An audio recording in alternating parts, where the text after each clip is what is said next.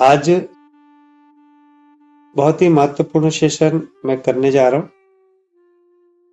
यदि आप लोग के पास कोई कार्य होगा, कोई भी कार्य, तो कृपया आप सेशन अटेंड ना करें या केवल मोबाइल चलाकर आप सोचे कि सेशन का फायदा मिलेगा। बिल्कुल भी नहीं। आपको पूर्ण रूप से इसे समझना होगा।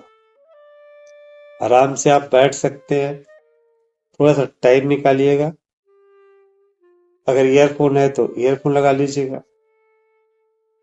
पूरा कंसंट्रेशन इस पे रखिएगा। अगर इसको समझ गए तो शायद आपके अंदर स्वयं को जानने की इच्छा प्रबल हो जाएगी, सत्य को जानने की इच्छा। कभी आपके अंदर ये सवाल अवश्य आया होगा कि हम पैदा क्यों हुए, यह संसार क्यों है। एक प्रसिद्ध गाना भी है, दुनिया बनाने वाले क्या तेरे मन में समाई, तूने काहे को दुनिया बनाई। हालांकि वो केवल एक गीत ही है, हम गीत के रूप में ही सुनते हैं, लेकिन वास्तविकता यही है कि हम जानते ही नहीं कि हम पैदा ही क्यों हुए। और हम जब इस चीज को जान नहीं पाते तो जो कार्य हमारे सामने हो रहा होता है, हम अपना उद्देश्य उसी को ही बना लेते हैं, जबकि वह पार्ट ऑफ लाइफ होता है, जीवन का एक भाग होता है, जीवन का उद्देश्य नहीं होता। और एक बात बताऊं आप सभी को, जिस कार्य के लिए हमारा जन्म हुआ है, हम वो कार्य कर भी रहे, किंतु होश ना होने के कारण उन कार्यों को बिगाड़ भी रहे। उदाहरण के लिए, जैसे आपने कोई मेड लगाया घर की सफाई के लिए,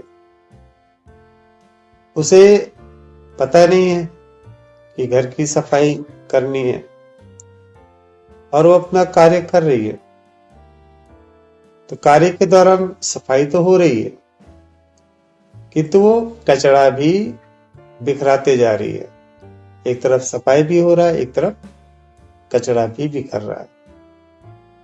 फिर उसकी सफाई के लिए आप एक और मेड रखेंगे। यही होता आ रहा है इस जगत में, इस सृष्टि में। जब कुछ भी नहीं था तो परमात्मा लगातार स्वयं को समेट रहा था, लगातार समेटते जा रहे थे वो। जिसे हम संकुचन भी कहते हैं, संलयन भी कहते हैं। और समेटते समेटते एक समय ऐसा हो गया कि कुछ नहीं से भी वो नीचे की अवस्था में पहुंचने लगा। और जब वो कुछ नहीं से नीचे की अवस्था में पहुंच रहे, तो वापस से कुछ नहीं की अवस्था पर ही आना। फिर दूसरी क्रिया फैलाव की, डिस्ट्रॉय की, वो शुरू हो गई। और आप ये सोचिए कि वो लगातार संकुचन क्यों कर रहा था। परमात्मा में लगातार संकुचन की प्रक्रिया क्यों हो रही थी? क्योंकि एक घटना जब हो रही है, जब तक वह घटना को रोकने वाला कोई नहीं हो, तब तक वो घटना होती भी रहेगी। आप विज्ञान के सिद्धांत को जानते भी होंगे।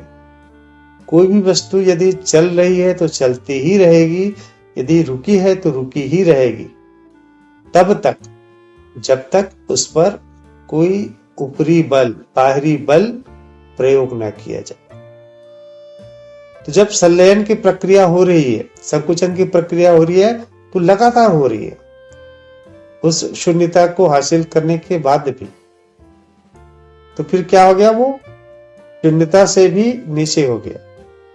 तो उससे नीचे तो जा ही नहीं सकता, कुछ नहीं से तो उससे नीचे हो ही नहीं सकता। तो वापस से फैलाव की प्रक्रिया, डिस्ट्रॉयर की प्रक्रिया शुरू हो गई। अब वो प्रक्रिया लगातार चलने लगी, आगे बढ़ने लगी, फैलाव की प्रक्रिया। अब फैलाव की प्रक्रिया लगातार आगे बढ़ रही है, उसको रोकने का कुछ नहीं। तो जब फैलाव उस शून्यता से अधिक होने लगा, जब कुछ है ही नहीं तो पहले कैसे, तो उसको रोकने के लिए वापस से संकुचन की प्रक्रिया प्रारंभ हो गई। और इस प्रकार का एक प्रक्रिया हो रही है, फिर दूसरी हो रही है, फिर एक हो रही है, फिर दूसरी हो रही है। तो लगातार जब ये दोनों प्रक्रिया एक दूसरे को खींच रही है, तो वहां से पैदा हुआ ऊष्मा, एनर्जी, ताप। अब वो ताप पैदा हुआ तो उसको, जब वो कुछ चीज हो गई तो वापस से शून्यता पे आना है, तो उसको डिस्ट्रॉय करने की, फैलाव करने की प्रक्रिया शुरू हो गई। और उस फैलाव की प्रक्रिया बढ़ रही है, तो फिर वैसे ही संकुचन प्रक्रिया हो गई। तो क्या हो गया, वो जो ऊष्मा है वो काफी बढ़ने लगी, तीव्र हो गई। इतना ज्यादा तीव्र हो गया ऊष्मा, तो उसमें से फैलाव के कारण एक विस्फोट हुआ, जिसे हम कहते हैं बिग बैंग। अभी बिग बैंग हो गया, ऊष्मा फैल गई, बिखर गई चारों तरफ। तो ऊष्मा को वापस से कुछ नहीं होने की प्रक्रिया पे आना है, शून्यता पे आना है। तो वहां पे उसका संकुचन, संलयन होने लगा, और वो उसका रूपांतरण हो गया कार्बन के रूप। अब वो कार्बन को भी, कार्बन एक चीज हो गया, जबकि वहां पे होना था शून्य, कुछ भी नहीं। तो फिर कार्बन में भी बदलाव शुरू हो गया। तो एक चीज को खत्म करने के लिए दूसरी चीज, दूसरी चीज को खत्म करने के लिए तीसरी चीज, अर्थात जो नवनिर्माण हो रहा है, वो पहले वाली जो वस्तु है, उस वस्तु को कंज्यूम करने के लिए हो रहा है। पहली वाली वस्तु को कंज्यूम करने के लिए दूसरी वस्तु का निर्माण, दूसरी वस्तु को कंज्यूम करने के लिए तीसरी वस्तु का निर्माण। इस प्रकार से ये सारी सृष्टि बनती गई। उदाहरण के लिए हम यदि सूर्य की बात करें, सूर्य उसी ऊष्मा का ही एक रूप है। और जब ये ऊष्मा इतनी तीव्र हो गई तो उसमें बिखराव हो गया, विस्फोट हो गया। उससे फिर जितने ग्रह है, 9 ग्रह और बहुत सारे छोटी छोटी चट्टाने, उल्का पिंड वगैरह, इस सब का निर्माण हुआ। और ये ग्रह उसी ऊष्मा को कंज्यूम कर रहे हैं, लगातार कंज्यूम की प्रक्रिया चल रही है। सूर्य की ऊष्मा को पृथ्वी भी शोषित कर रही है, चंद्रमा भी, मंगल ग्रह भी, जितने भी ये तारे हैं, सब उसको सक कर रहे हैं लगातार। अभी पृथ्वी है, पृथ्वी से ऐसा ग्रह टकरा गया जिसमें जल था, और पृथ्वी ने उस ग्रह को या उस उल्कापिंड को सक कर लिया, कंज्यूम कर लिया अपने अंदर। तो उसका जो जल है इस पूरी पृथ्वी पे आ गया। अब इस जल को कंज्यूम करना है, तो जल को कंज्यूम करने के लिए, ऊष्मा को साथ साथ कंज्यूम करने के लिए, जल के भीतर में कुछ पौधे, जलीय पौधे उत्पन्न हो गए। जो वातावरण में जो कार्बन हाइड्रोक्साइड, जो जल है, कार्बन हाइड्रोक्साइड है, और जो ऊष्मा है, उसको सक करने का काम करने लगी। वो सक तो कर रही है, लेकिन साथ ही साथ वो ऑक्सीजन भी प्रोड्यूस करने लगी। अब इस ऑक्सीजन को कंज्यूम करना है, तो फिर वहां से कोशिका का निर्माण शुरू हुआ। और ये कोशिका जब बहुकोशी होने लगी, और फिर वो कोशिका ऑक्सीजन कंज्यूम करने लगी तो फिर वहां से कार्बन डाइऑक्साइड वो भी प्रोड्यूस करने लगी। तो इन बहुकोशिकी उसको कंज्यूम करने के लिए नई जीव का जन्म हुआ। ये प्रक्रिया हो रही है, डिस्ट्रॉयनेस की प्रक्रिया हो रही है कि एक को खत्म करना है, उसके लिए दूसरा रूपांतरण हो रहा है। ये प्रक्रिया जो रूपांतरण भी हो रहा है वो दो ही कारणों से, फैलाव और संकुचन। अब उस जीव को खत्म करने के लिए सपोज मछली का, और मछली को खत्म करने के लिए बड़ी मछली का, बड़ी मछली खत्म करने के लिए कछुए का, कछुए को खत्म करने के लिए आपका सांप का, सांप को खत्म करने के लिए नेवला का, और जो घास हो गई है, पत्ते हो गए, उसको खत्म करने के लिए हिरण का, गाय का। अब हिरण गाय को खत्म करने के लिए शेर का। वैसे ही इस मनुष्य का भी रूपांतरण हुआ है, चेतना का रूपांतरण मनुष्य रूप में भी हुआ है।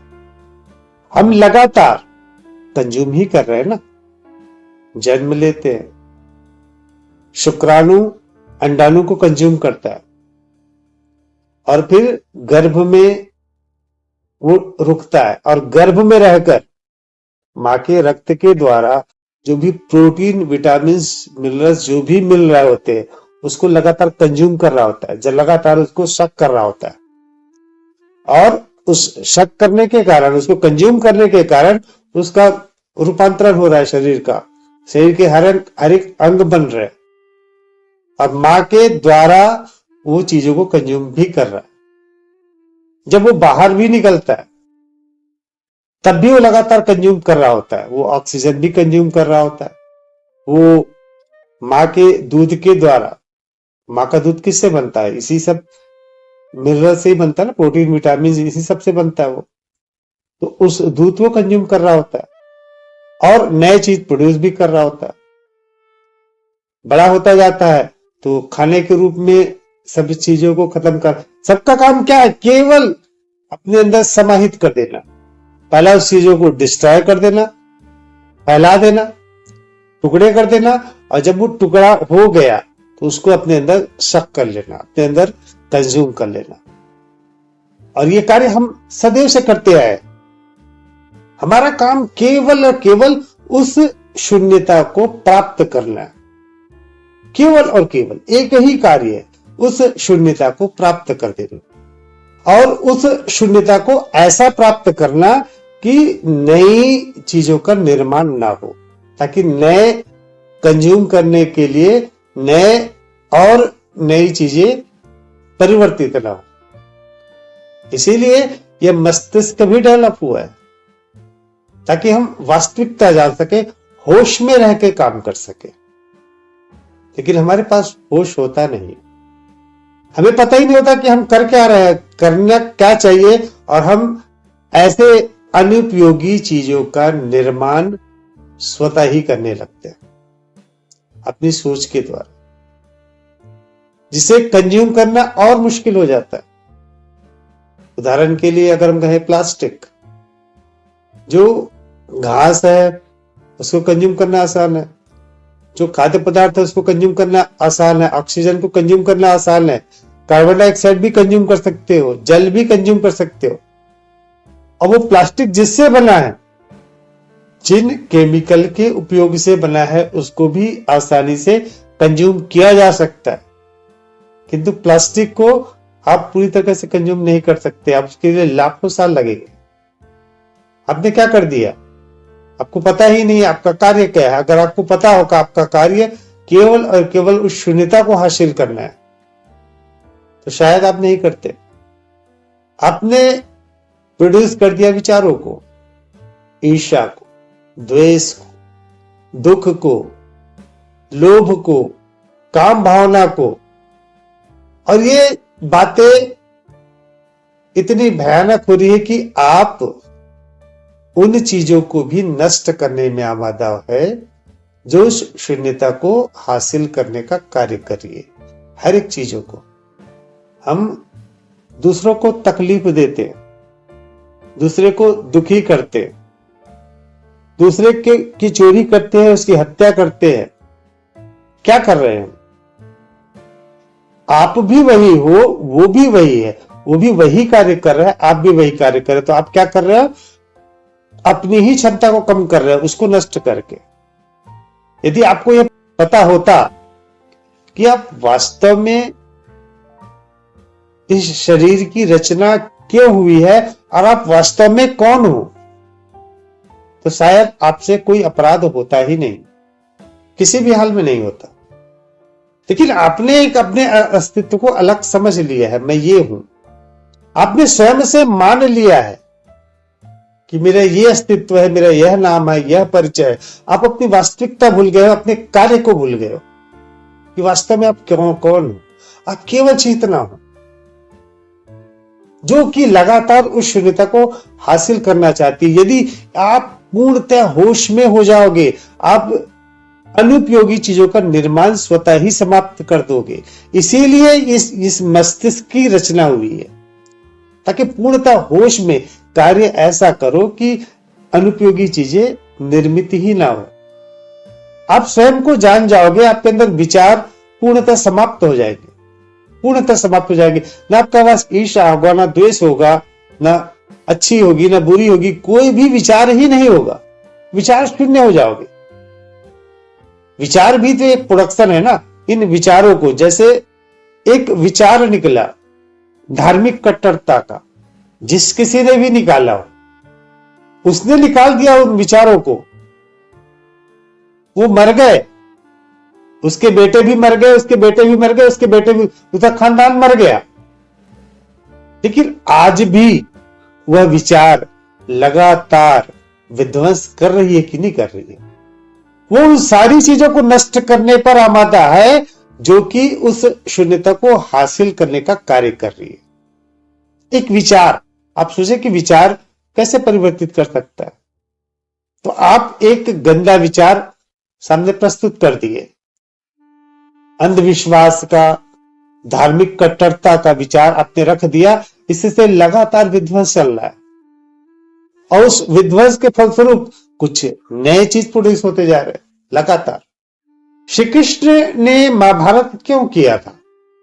कुछ एक लोग धर्म की आड़ में इस शून्यता को हासिल करने के विरोध में खड़े हो रहे थे, नियमों की आड़ लगा रहे थे, वे नष्ट करने पर आमादा थे ताकि वो शून्यता हासिल ना हो। वो स्वयं को एक अलग अस्तित्व मान रहे थे।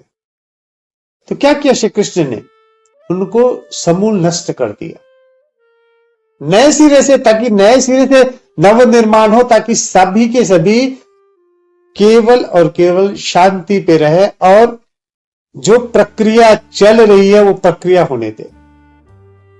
आपका कार्य केवल इतना है, केवल और केवल जो है, जो कुछ भी है, उसे इस शरीर के द्वारा कंज्यूम करना लगातार, उस तरीके से जिस तरीके से आप नए अनुपयोगी चीजों का निर्माण न करो।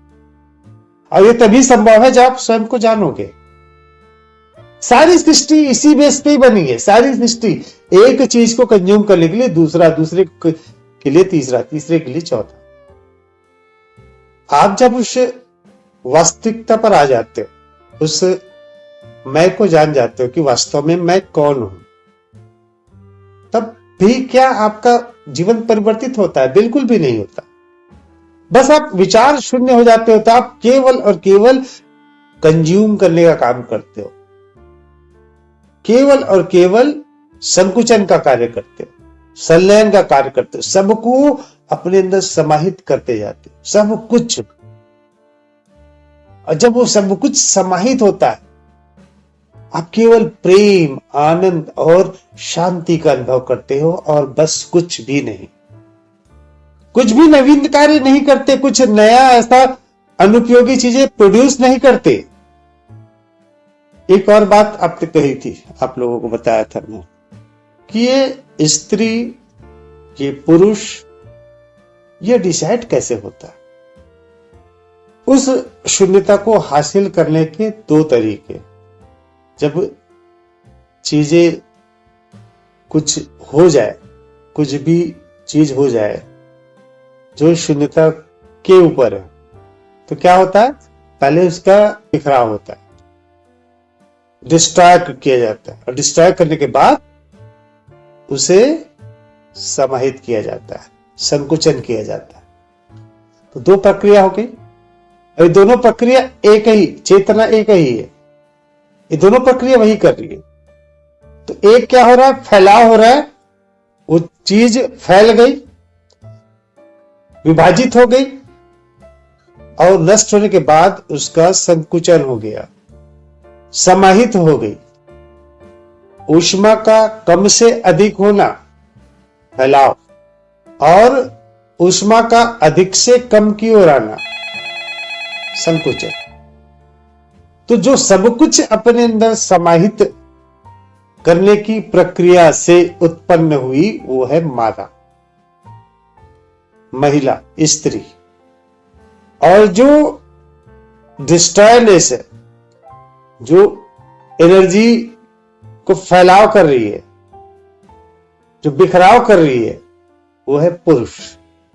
एक प्रक्रिया से उत्पन्न हुआ वो मादा होती है, और फैलाव की प्रक्रिया से उत्पन्न हुआ वो पुरुष होता है।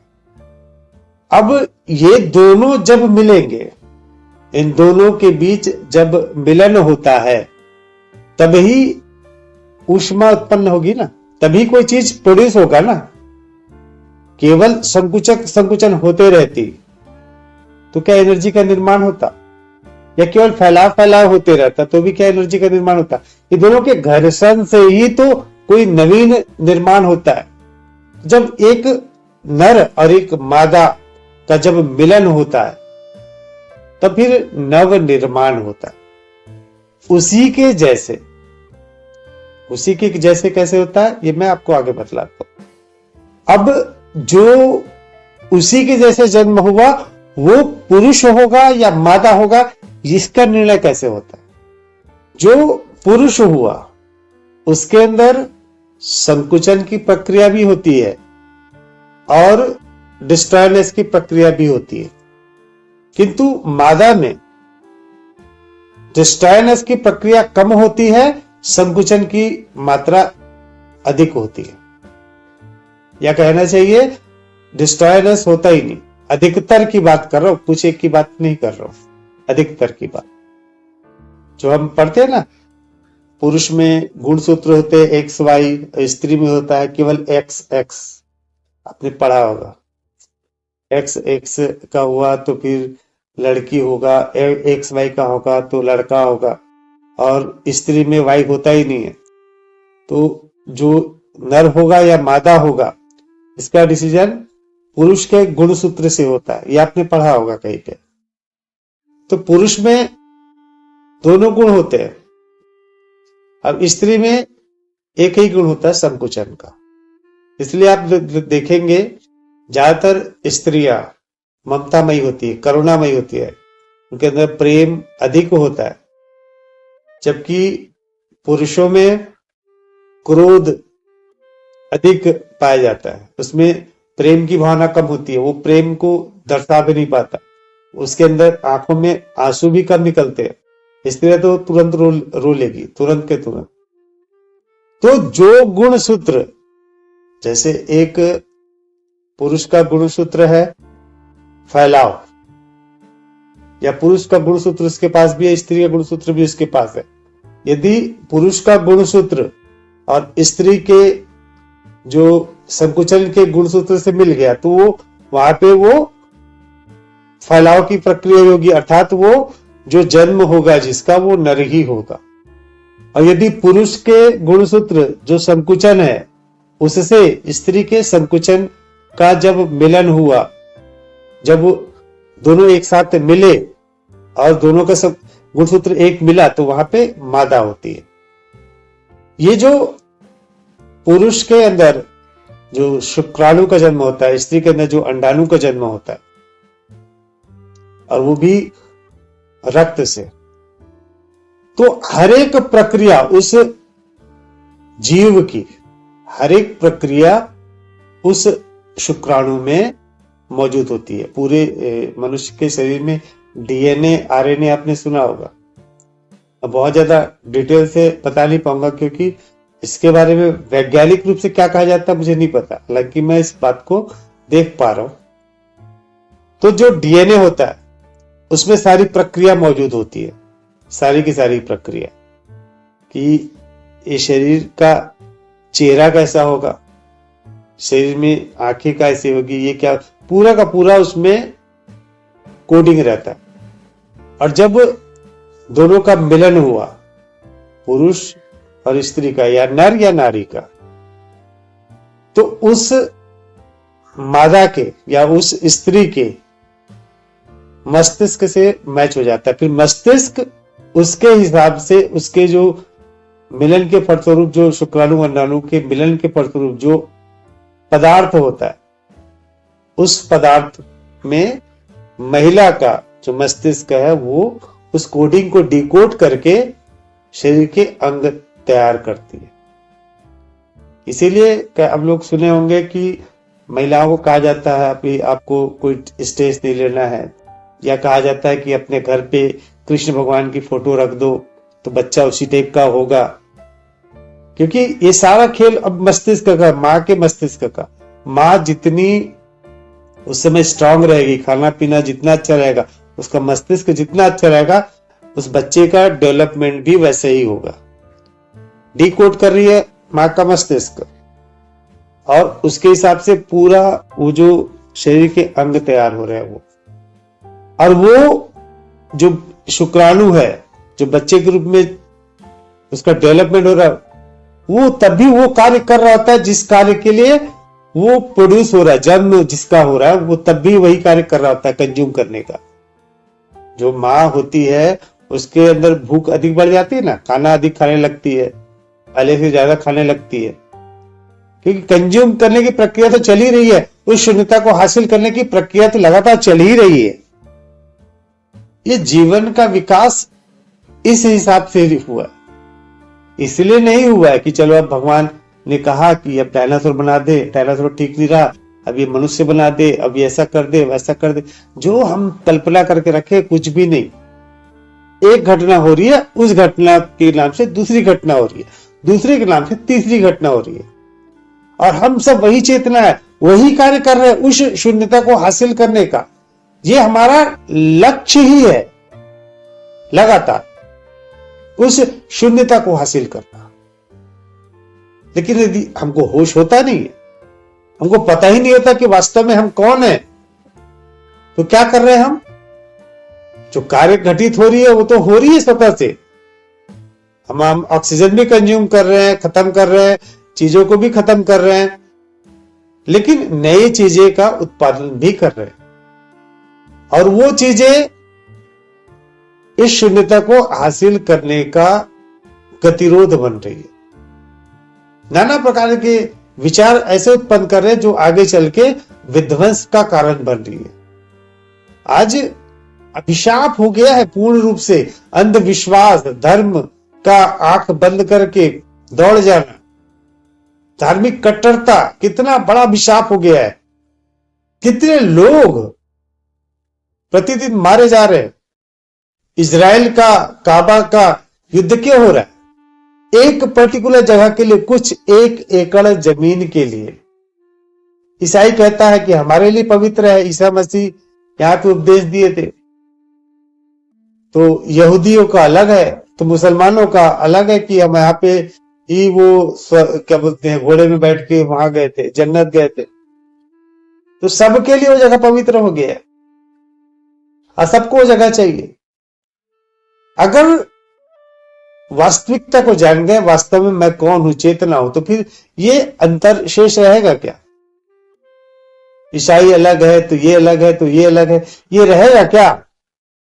हम केवल चेतना है वास्तविक रूप से, और हमारा काम केवल उस शून्यता को हासिल करना है और कुछ भी नहीं है।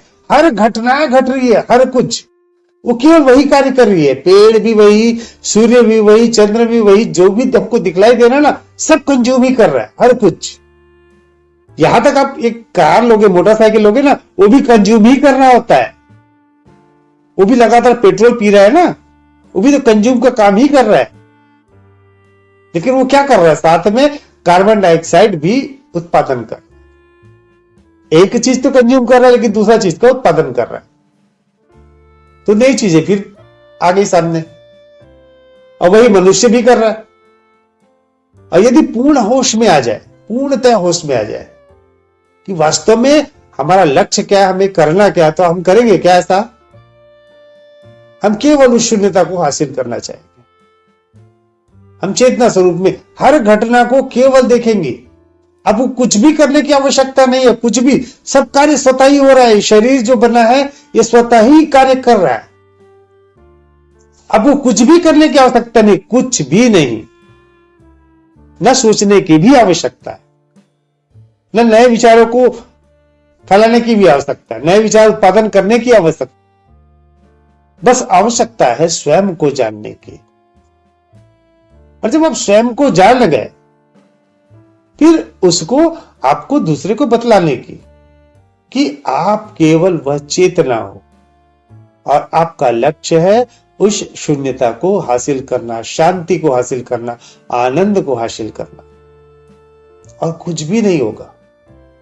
मेरा ध्यान कहीं अंतिम लक्ष्य तक पहुंचकर एक जगह पे रुका हुआ था। मैं उस पूर्णता को प्राप्त कैसे करूं यह सोच रहा था। मैंने क्या किया पता है? आज सुबह मैंने फोन लगाया और अपनी गलती की क्षमा मांग ली कि मुझसे गलती हो गई, मुझे क्षमा कर दो। मेरा ध्यान पूर्ण हो गया। मैंने उस वास्तविक मैं को प्राप्त कर लिया, पूर्णतः आनंद। अब कुछ भी पाने को शेष ना रहा। एक रुकावट थी, कहीं एक मैं का भाव शेष था। उस मैं के भाव के नाम से उस वास्तविक मैं की अनुभूति से वंचित था। तो अपने अंदर की सारी रुकावट दूर कर दो, सारी रुकावट। आप प्राप्त करोगे, आप केवल और केवल चेतना हो, आप आनंद हो, आप शांति हो। आप भ्रम पाले हुए हो कि मैं ये हूं, मेरा नाम ये है, मेरा घर ये है, मेरा परिवार ये है। व्यर्थ के विचार नए नए लगातार प्रोड्यूस करते जा रहे हो, नए नए उत्पादन करते जा रहे हो। आप सब कुछ समाहित करने के लिए आपका जन्म हुआ है, सब कुछ अपने अंदर समाहित करने के लिए, ताकि आप उस शून्यता को हासिल कर सको। इतना ही कार्य है आपका, और वो भी यह शरीर स्वतः ही कर रहा है। आप व्यर्थ ही प्रयास करने जा रहे हो। आप भूल चुके हो स्वयं को।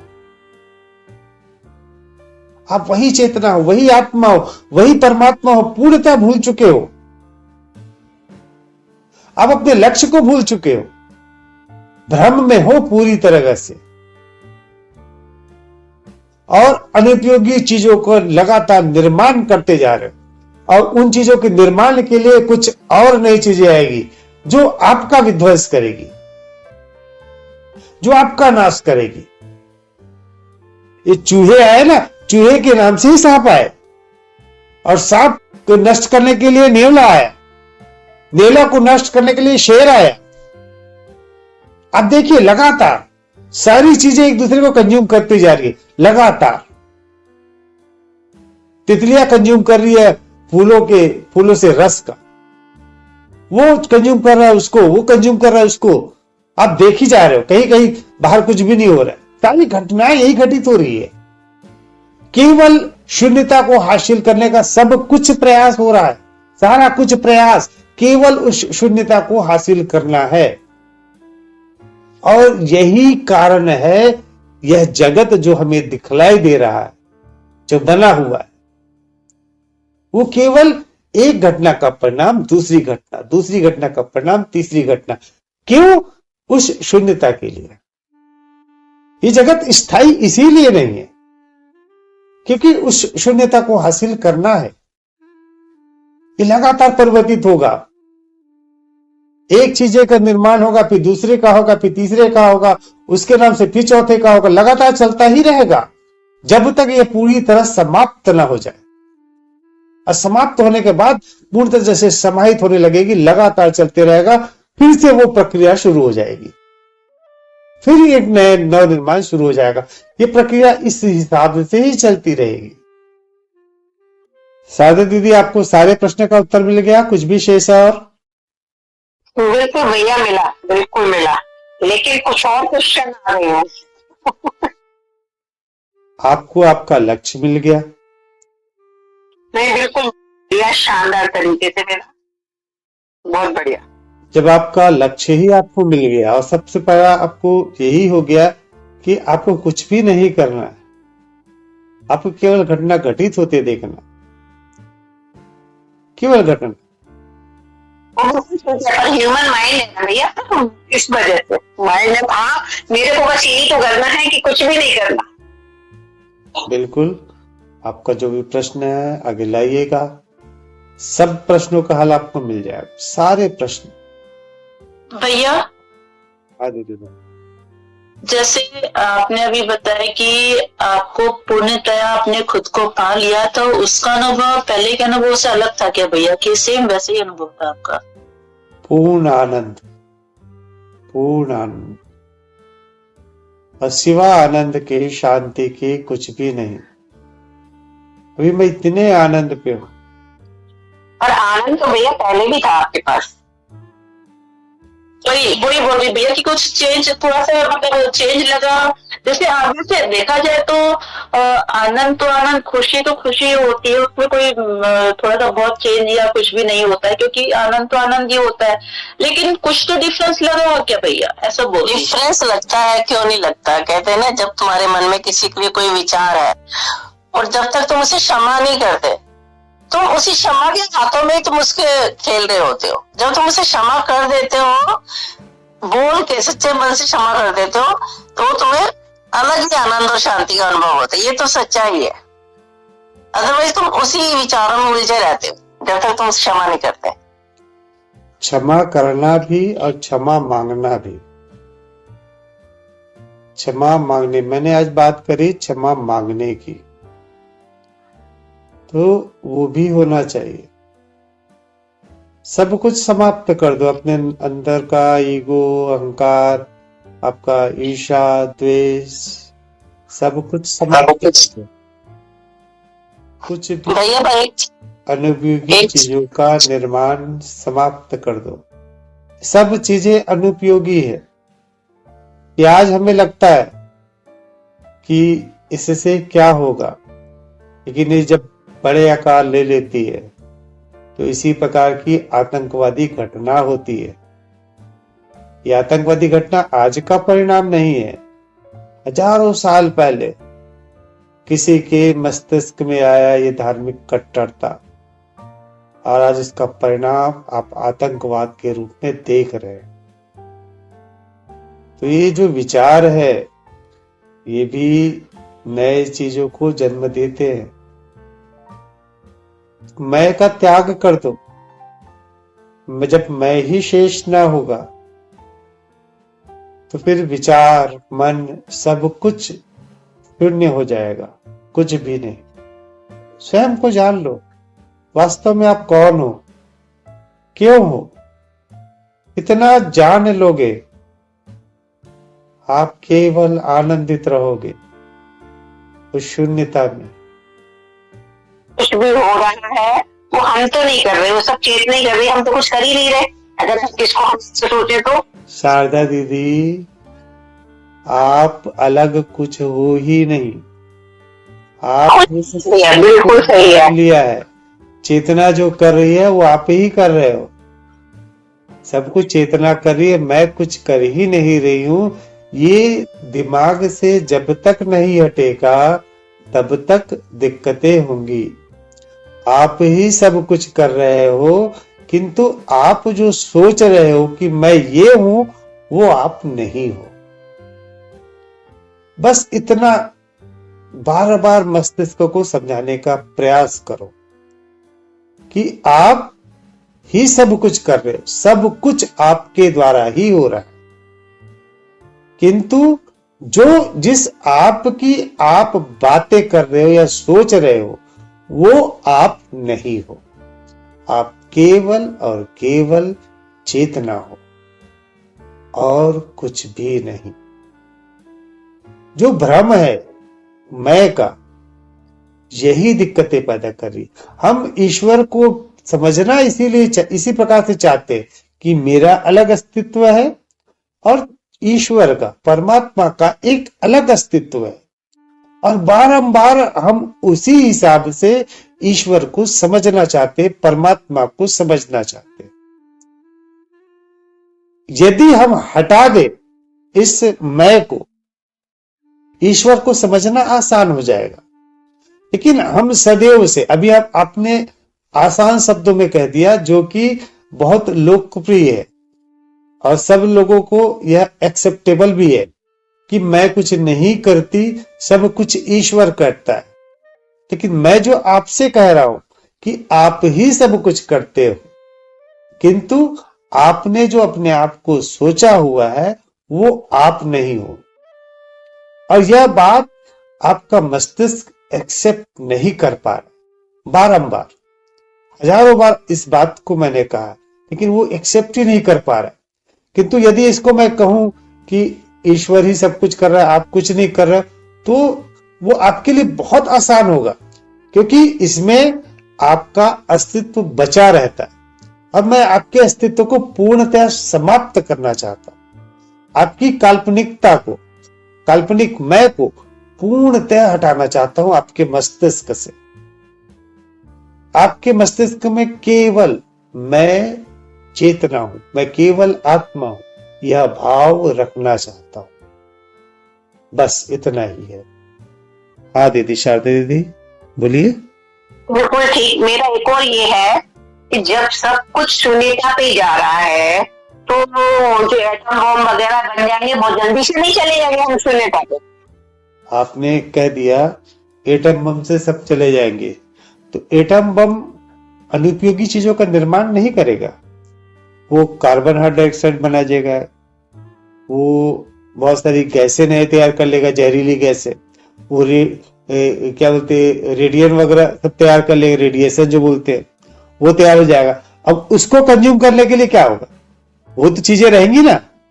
अब उसको कंज्यूम करने के लिए कुछ और नई चीजें बनानी होगी, फिर उसको कंज्यूम करने के लिए तो शून्यता कहां से आई। शून्यता का कुछ भी का ना होना, कुछ भी का ना होना। आज मनुष्य जो है सबसे श्रेष्ठ स्थिति में है, क्योंकि उसके पास मस्तिष्क है। अगर वो इस हिसाब से कंज्यूम करे कि नवीन चीजों का निर्माण ना हो, अनुपयोगी चीजों का निर्माण ना हो, तो कंज्यूम आसान हो जाएगा। ऐसे में तो कंज्यूम हो ही नहीं रहा है ना। हर एक चीजें केवल कंज्यूम कर रही है, लेकिन कंज्यूम करने का भी ऐसा होना चाहिए कि आप नवीन चीजों का निर्माण ना करें, उसको पूर्णतः एब्जॉर्ब कर ले, तब तो वो बात सही होगा। अन्यथा वो बात उन्हें कंज्यूम करने का कोई औचित्य नहीं होगा। वो तो नवीन चीजें का निर्माण ही कर रहा है ना, और बल्कि जो कंज्यूम आसानी से हो सकता था, जैसे कार्बन डाइऑक्साइड को खत्म करने के लिए जो जैविक पौधे बने, उसने उसको अच्छे से कंज्यूम कर लिया। पेड़ पौधे ये CO2 खा लेते हैं, वो अच्छे से कंज्यूम करते, उससे वो सारी चीजें नष्ट हो जाएगी। तो फिर एक जो बनेगा गैस, जहरीली गैसें, वो खत्म कैसे होगी। फिर उसके लिए वही प्रोसेस लगेगा, वही प्रोसेस से फिर वो पेड़ होंगे। नष्ट करने का तात्पर्य यह होता है कि पूर्णतः समाप्त हो जाए, नवीन चीजें का निर्माण ना हो, कुछ भी ना हो। और ये हासिल होगा जब हम उस वास्तविक मैं को समझ जाएंगे। जो एटम बम है वो उस मैं को समझ नहीं पाएगा ना, उसके अंदर मस्तिष्क तो है नहीं कि वास्तव में मैं कौन हूं। एटम भी वही चीज है जो सूर्य में लगातार विस्फोट होता है, वो हाइड्रोजन बम का विस्फोट होता है ना, वैसा ही उसमें विस्फोट हो रहा है लगातार। लेकिन उससे सूर्य समाप्त हुआ क्या? वो नई चीजें निर्माण कर रही है, वो उष्मा का, प्रकाश का, जबकि वो भी नहीं चाहिए, कुछ भी नहीं चाहिए। परम शून्यता का अर्थ कुछ भी का ना होना। वर्ल्ड वाइज अगर हम देखें तो परम शून्यता तो कभी, मेरे को लगता नहीं कभी आएगी। बस इसका बस मेन मतलब हमारे लिए ये है, हमें अपने आप को शून्यता में लेके जाना। जैसे हमारा जो शरीर की बात है, हमारा एज फिक्स है 60 साल, 70 साल, 80 साल। हम कुछ भी ना करें, जो ये शरीर कर रहा है वो करने दे। हम अपने जो वास्तविक मैं को जान गए, ठीक है। हमने जान लिया कि हम केवल और केवल हमारा लक्ष्य है शून्यता की ओर जाना, और हम केवल कुछ भी नहीं कर रहे। तो क्या हो गया, यह जो 70 साल 80 साल का जीवन है, हम पूर्णतः होश में जिएंगे, पूर्णतः होश में। और ये शून्यता अवश्य आएगी। क्या हो रहा है, ये ब्रह्मांड लगातार फैल रहा है, लगातार फैल भी रहा है और संकुचन भी हो रहा है। और ये फैलते फैलते एक समय ऐसा आएगा, अवश्य आएगा, कि ये चीजें पूरी तरह से बिखर जाएंगी, पूरी तरह से बिखर जाएगी। फिर वो धीरे धीरे कंज्यूम होगा। ये अवश्य होगा, जब निर्माण हुआ है तो वो चीजें समाप्त होंगी ही। यह शरीर नहीं होगा, यह मस्तिष्क नहीं होगा, आप मैं जो हम बात करते हैं वो नहीं होंगे, लेकिन चेतना के रूप में हम अवश्य होंगे। अब ये घटना घटित होगी, निश्चित तौर पे होगी। एक और चीज भैया जी, कि जब हमें सब कुछ शून्य में जाना और बार बार यही प्रोसेस फॉलो होगा, तो जरूरत क्या है हमको ये बार बार प्रोसेस फॉलो करने की या करने की? मतलब क्यों होना चाहिए? जब शून्य है तो शून्य में आराम से रहो, आगे से कुछ होना ही नहीं चाहिए। ये शून्यता से सृष्टि का निर्माण क्यों हुआ? जब संलयन की प्रक्रिया हो रही है, लगातार वो प्रक्रिया लगातार हो रही है, उसको रोकने वाला कैसे रुकेगा? कैसे? वो लगातार चल रही है प्रक्रिया, संकुचन की प्रक्रिया चल रही है लगातार। और जब वो लगातार चल रही है, एक लिमिट ऐसा आता है कि वो उस शून्यता से क्रॉस कर जाती है माइनस में। अब वो उससे क्रॉस तो कर ही नहीं सकती, कुछ नहीं से कैसे क्रॉस कर पाए?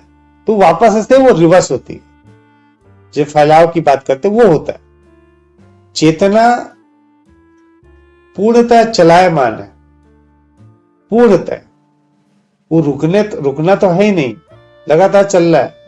इधर वो संकुचन हो रहा है, इधर वो फैलाव हो रहा है। तो ये प्रक्रिया तो चलेगी, और आनंद भी इसमें है।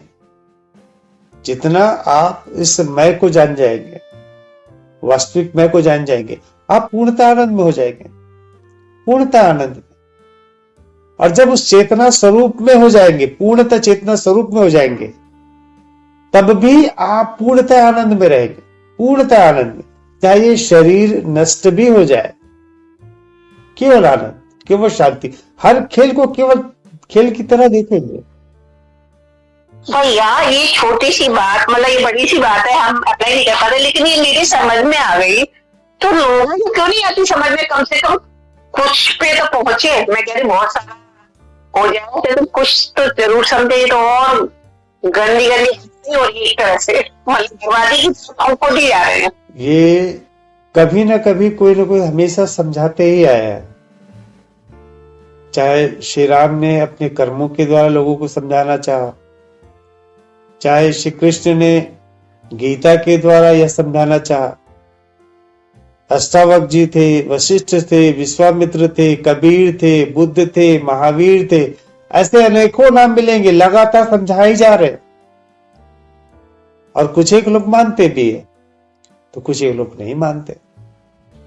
जितने भी अलग अलग धर्म भी बने, उनको धर्म को शुरू करने वाले भी इसी ज्ञान पर ही थे। लेकिन बाकी जो उनके धर्म गुरु बने, उनके उसको फैलाने वाले बने, जिनके पास अनुभव की कमी थी, उन्होंने अपने हिसाब से, अपने फायदे के हिसाब से उन चीजों को लोगों तक पहुंचाना शुरू किया। क्यों? क्योंकि उसका काल्पनिक मैं समाप्त नहीं हुआ।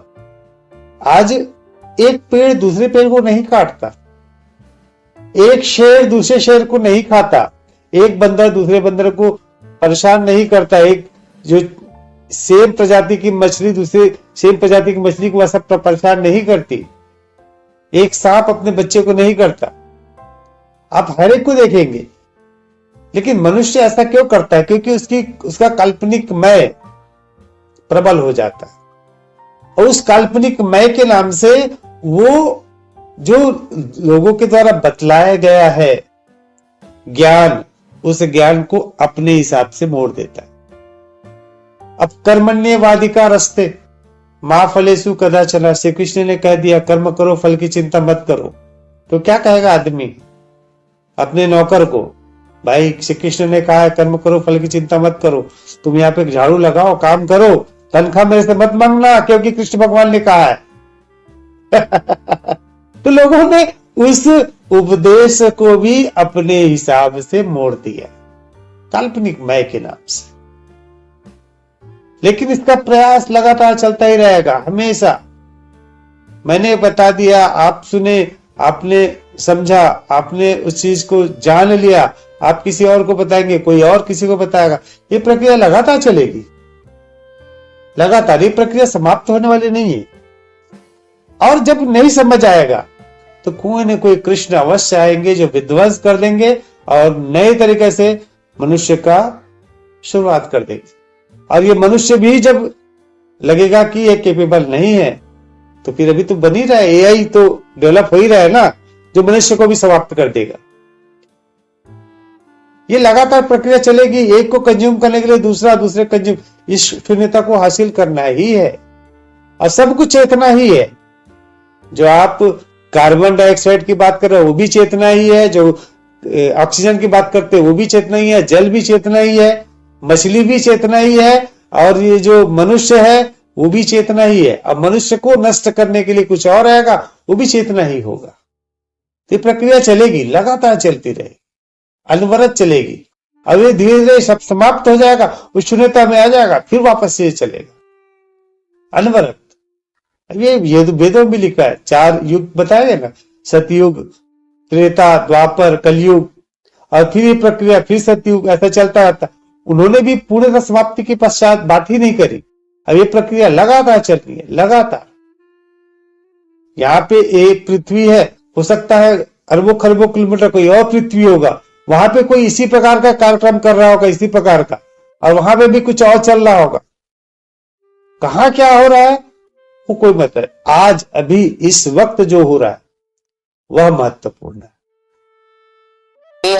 मैं एक चेतना हूँ, हमें हर समय इसी में रहना चाहिए, भी अपने मन में विचार करके और उसी के अनुसार फॉलो करके। और इसका मकसद तो मेन बात है हमें शून्यता को प्राप्त करना। शून्यता हमारा मतलब है हमें किसी चीज कोई इफेक्ट नहीं करे और उस शून्यता को, परम शून्यता को प्राप्त करे। और परम शून्यता मीन्स भैया यही होता है ना, हम मोक्ष को प्राप्त करें, हमारा रीबर्थ ना हो, है ना। आप अभी है ना, अभी जो बात हो रही है तो दोबारा ये चलती ही रहेगी, प्रोसेस तो चलती ही रहेगी। हमारा रीबर्थ, हमारा पहले को समझना होगा दीदी, हमारा रीबर्थ यही सबसे बड़ी रुकावट है हम सबके अंदर। हमारा रीबर्थ ना हो, इसका मतलब क्या हो रहा है? इसका मतलब ये हो रहा है कि आप अपने एक अलग अस्तित्व को मान रहे हैं। आपने एक्सेप्ट कर लिया है कि आपका एक अलग अस्तित्व है और इसका रीबर्थ ना हो, इसकी बात आप सोच रहे हैं। और यही दिक्कत हो रही है, बस केवल इतनी दिक्कत। अभी कुछ देर पहले शारदा दीदी को भी यही बोला, हमारा रीबर्थ की बात ही नहीं हो रही है। शारदा दीदी जो है ना, और आप जो हो और मैं जो हूं, और वो पेड़ है, वो मछली है, वो तालाब है, वो सूर्य है, वो चंद्रमा है, सब कुछ आप हो, सारा कुछ आप ही हो। जो डिस्ट्रॉय हो रहा है, जो फैलाव हो रहा है, वो भी आप ही हो, और जो संकुचन हो रहा है, सिकुड़ रहा है, वो भी आप ही हो। ऐसा कुछ भी नहीं है जो आप ना हो। फिर आप रीबर्थ की बात कैसे सोच सकते हैं? नए पृथ्वी बन रहे, नए तारे बन रहे, आप ही बन रहे हो। प्रति सेकंड बच्चे जन्म हो रहा है, बच्चों का आप ही हो रहा है। नए बीज से नया पौधा निकल रहा है, आप ही का हो रहा है। नए ऑक्सीजन बन रहा है वो आप ही हो, कार्बन डाइऑक्साइड बन रहा है वो आप ही हो। ऐसा क्या है जो आप नहीं हो? किस रिबत की रोकने की बात आप कर रहे हो? यह जो शरीर है ना, ये शरीर 5 तत्वों में विलीन हो जाएगा, 5 तत्व अलग अलग बढ़ जाएंगे, उससे फिर नव निर्माण होगा, कहीं पे और कुछ बनेगा, कहीं पे और कुछ बनेगा, सब कुछ आप ही हो। क्या नहीं हो आप? किस रिबत की रोकने की बात आप कर रहे हो? ये सारी मूर्खतापूर्ण बातें हैं। मेरा रिबर्थ नहीं होगा, हमने एक अस्तित्व को मान लिया है ना, दिक्कत ये है, सबसे बड़ी दिक्कत। अब इसी भ्रम से निकलना है, और ये भ्रम से तभी निकला जा सकता है जब आप जान जाएंगे, आप अनुभूति कर लेंगे वास्तव में मैं कौन हूं। जिस दिन आप अपने स्वयं की अनुभूति कर लेंगे, आपका यह प्रश्न पूर्णतः समाप्त हो जाएगा कि मेरा रीबर्थ नहीं होगा, या मेरा रीबर्थ होगा, मेरा पुनर्जन्म होगा या मेरा पुनर्जन्म नहीं होगा। ये सब कुछ टीका इसीलिए है कि आपका एक अलग अस्तित्व बना दिया गया है और आपने एक्सेप्ट कर लिया है कि मेरा एक अलग अस्तित्व है। दिक्कत सबसे बड़ी बात यही है, और यही भ्रम है, पूर्णतः भ्रम। सदैव मैं आप लोगों को इस भ्रम से निकालना चाहता हूं। आप केवल चेतना हो, अलग से एक चेतना नहीं हो। एक चेतना इसका अलग है, एक इसका चेतना अलग, एक इसका चेतना अलग, ऐसा नहीं है। चेतना अद्वैत है, पूरा ब्रह्मांड का चेतना एक ही है, एक ही, कुछ भी अलग नहीं है, कुछ भी अलग नहीं है। तो अलग अलग अस्तित्व या अलग अलग रीबर्थ या अलग अलग मोक्ष की बात ही बेकार है। और यही बात लोगों ने कह कहकर अपना साम्राज्य स्थापित किया हुआ है, पूरा भ्रम का मायाजाल। आपका रीबर्थ मैं बोल देता हूं नहीं होगा, बस ये आप बता दो कि आप हो कौन। एक ही चीज मैं बोलता हूं, आपका रीबर्थ मैं आपको लिखित दूंगा कि आपका रीबर्थ नहीं होगा, आप बस बतला दो कि आप हो कौन। जब आप स्वयं को जानोगे ना दीदी, ये प्रश्न आपके पास आएंगे ही नहीं। इसीलिए मेरा बार बार फोकस आप लोग के लिए स्वयं को जानने के लिए ही होता है कि आप स्वयं को जानो। सादा दीदी का प्रश्न भी पूर्णतः गलत, आपका भी प्रश्न पूर्णतः गलत। वो इसलिए आप लोग के पास एक भ्रम पड़ा हुआ है कि आपका एक अलग अस्तित्व है। आपका कोई अलग अस्तित्व नहीं है। कहते हैं भी मैं चेतना हूँ, ठीक है। अब चेतना के जितनी भी हमारी लाइफ है, हम चेतना वो फील करते हुए अपनी आनंदमय लाइफ जिए हैं, ठीक है। कल जब ये हमारे 5 तत्व अलग अलग विलीन हो जाएंगे, पर जो चेतना है वो चेतना चाहे वो वायु का रूप लेगी, किसका रूप लेगी, सूर्य का लेगी, किसका भी लेगी, वो एग्जिस्टेंस भी है ना। अगेन एग्जिस्टेंस तो है, वो कहीं नहीं जाएगी। अच्छा मुझे ये बताइए, आप सपना देखते हैं?